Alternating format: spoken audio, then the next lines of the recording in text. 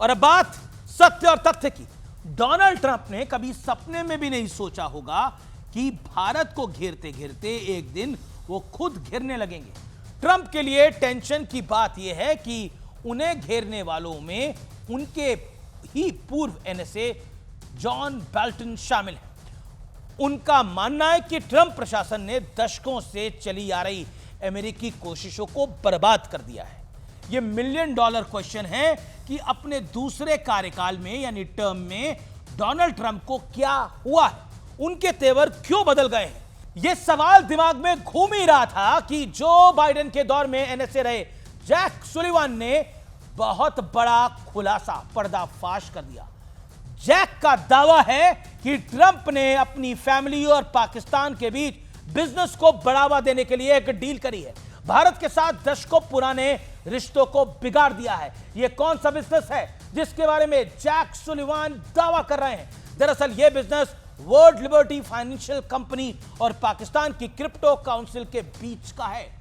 World liberty financial company में Trump के बेटे एरिक ट्रंप और डोनाल्ड ट्रंप जूनियर और दामाद की 60% हिस्सेदारी है। ध्यान दीजिए, ट्रंप के बेटों की कंपनी और पाकिस्तान के बीच डील 26 अप्रैल 2025 को साइन होती है।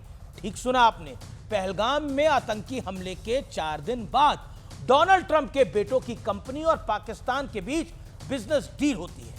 इस डील से पाकिस्तान को दक्षिण एशिया की क्रिप्टो कैपिटल बनाने का टारगेट सेट होता है, जबकि वर्ल्ड लिबर्टी फाइनेंशियल को रेवेन्यू का 75% हिस्सा मिलना तय होता है।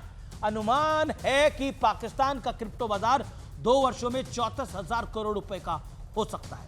यानी पाकिस्तान के जरिए ट्रंप के बेटों को और ज्यादा पैसा कमा सकेंगे, ऐसा माना जा रहा है। तो क्या यही वजह है कि डोनाल्ड ट्रंप ने पाकिस्तान की करतूतों पर पर्दा डालने की कोशिश की? उन्होंने कई मौकों पर पाकिस्तान और भारत को एक समान बताने की और जताने की कोशिश भी की।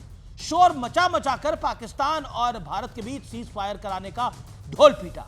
ऐसा माना जा रहा है कि शायद पाकिस्तान के लिए ही डोनाल्ड ट्रंप प्रधानमंत्री मोदी के सामने पॉलिटिकल मुश्किलें खड़ी करना चाहते थे, क्योंकि दुनिया जानती है कि जब तक मोदी है तब तक देश हित सबसे ऊपर है, सर्वोपरि है और हमेशा रहेगा। और नरेंद्र मोदी का सत्ता में होना पाकिस्तान के आतंकवाद वाले एजेंडे में फिट नहीं बैठता। ट्रंप के टैरिफ वाले दबाव के पीछे भी यही वजह मानी जा रही है। पहले जामन अखबार और फिर न्यूयॉर्क टाइम्स के दावों ने ट्रंप को दुनिया के सामने शर्मिंदा कर दिया है, या फिर मैं अंग्रेजी में कहता हूं एक्सपोज कर दिया है। इन अखबारों के मुताबिक ट्रंप फोन करते रह गए, मोदी ने बात करना तो दूर हेलो करना भी मंजूर नहीं समझा, क्योंकि मौन सबसे बड़ा उत्तर है और उत्तम उत्तर है।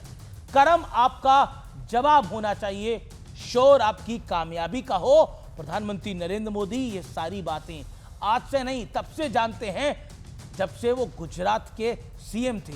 इसलिए नरेंद्र मोदी शब्दों को व्यर्थ किए बिना कर्म पथ पर डटे हुए हैं। और आखिरकार ट्रंप और पाकिस्तान के बीच में डील क्या है, ये खुद अमेरिका ने खोल दी।